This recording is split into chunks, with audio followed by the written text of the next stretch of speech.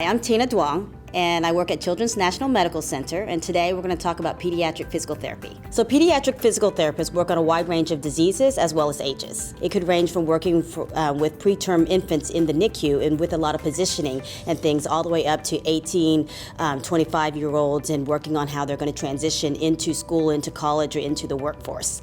If your child's to go to physical therapy, there's multiple environments in which that may happen. One could be in the school, the other could be in the home, and the other could be in a hospital or an outpatient clinic.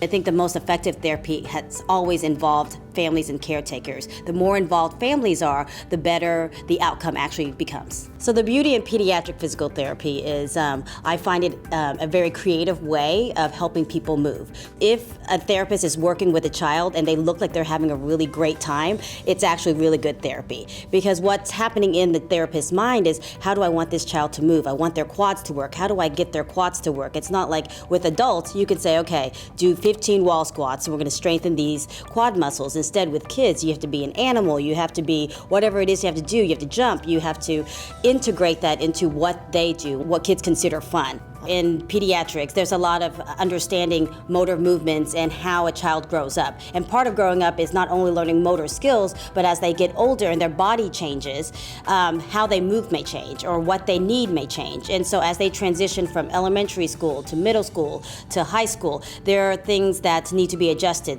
If you're a parent who has a child in physical therapy, what you should really expect is to always be involved in the actual process. So you should always be in the therapy session with them for the most part, because most of the therapy that should happen not even within the treatment, but after once you go home. And so all this has to be integrated because the movement has to be learned, and it's not learned within an hour session once a week in therapy. It takes a group effort to make sure it happens.